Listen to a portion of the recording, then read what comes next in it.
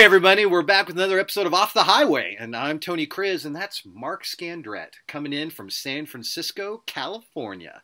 He's the executive director of Reimagine, a center for spiritual formation, and he's also the author of some great books, including Practicing the Way of Jesus and Free.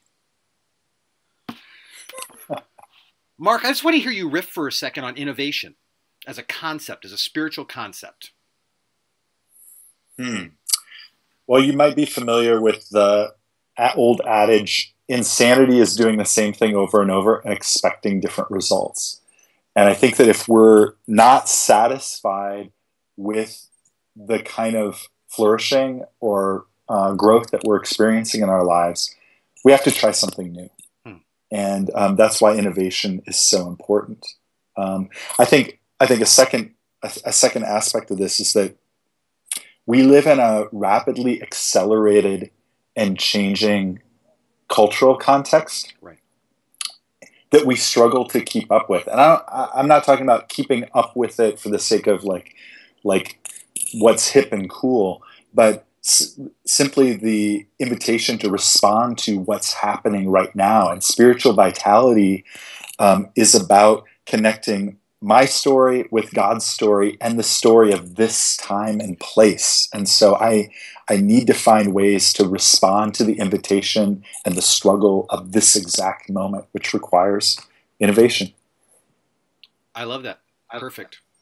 And so much of it's even just understanding the language of our specific time and place, and then rethinking, reimagining what we have been doing in light of the fresh language, the fresh metaphors, the fresh rhythms of our time and space. Yeah, and this is why language is so important. Language wears out after a while, and so part of what we were created for is to name our experience of the world, and so we are constantly in need of new ways of describing, and each person is invited to be part of this naming as well.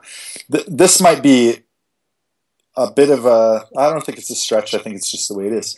We're also experiencing in this time the emergence of a new consciousness that requires innovation. A lot of people, back in the day, people used to call this like a shift, like a postmodern shift, but I think it's deeper than that, and I would describe it as a shift to a more ecological consciousness. And what I mean by that is the 21st century worldview is shaped by searching for the connections between things. If the 20th century was about dividing the world and dissecting the world, we're trying to understand how things are connected. So a couple examples of this.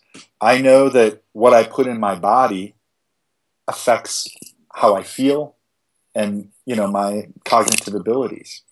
How I'm feeling, what I'm thinking also affects how my body feels. And we see this play out in so many different ways. So I also understand what's in this cup.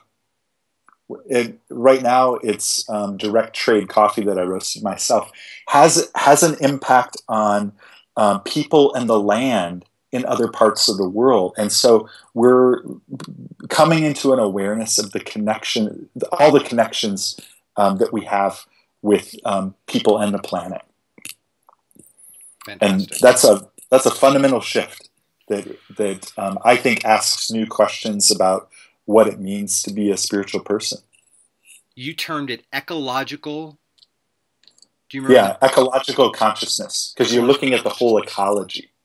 All right, you heard it first on Off the Highway. An ecological consciousness is the need of the 21st century. Thank you, Mark Scandrette.